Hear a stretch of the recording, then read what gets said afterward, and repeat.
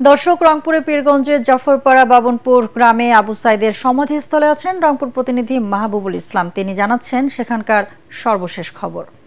২৪-এর গণ অভ্যুত্থানে যারা আত্মাহুতি দিয়েছেন এবং যারা আহত হয়েছেন তাদের স্মরণে আজ থেকে এনসিপি ন্যাশনাল সিটিজেন পার্টি জাতীয় নাগরিক কমিটি শুরু করছে গণপদযাত্রা।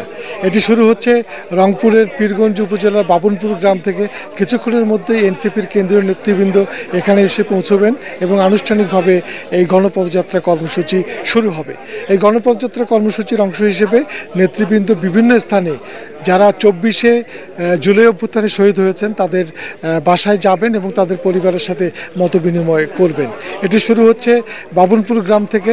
কিছুক্ষণের মধ্যেই এনসিপির কেন্দ্রীয় আহ্বায়ক নাহিদ ইসলাম এবং উত্তরাঞ্চলের মুখ্য সংগঠক সার্জিস আলম, দক্ষিণাঞ্চলের মুখ্য সংগঠক হাসনাত আবদুল্লাহ এবং এনসিপির সাধারণ সম্পাদক আক্তার হোসেন সহ অন্যান্য নেতৃবৃন্দ রংপুরে এসে পৌঁছেছেন। তারা এই মুহূর্তে বাবনপুরের পথে রয়েছেন। কিছুক্ষণের মধ্যেই তারা এখানে আসবেন এবং আনুষ্ঠানিকভাবে কবর জিয়ারতের মধ্য দিয়ে গণপদযাত্রা কর্মসূচি শুরু হবে। এই কর্মসূচি শুরুর পরে গণপদযাত্রা নিয়ে তারা গাইবান্ধায় যাবেন। গাইবান্ধার কয়েকটি উপজেলায় পথসভা রয়েছে এবং তারপরে তারা রংপুরের নগরীর বেশ কয়েকটি স্থানে পথসভা করবেন এবং শেষ পথসভাটি অনুষ্ঠিত হবে রংপুর কেন্দ্রীয় শহীদ মিনার চত্বরে।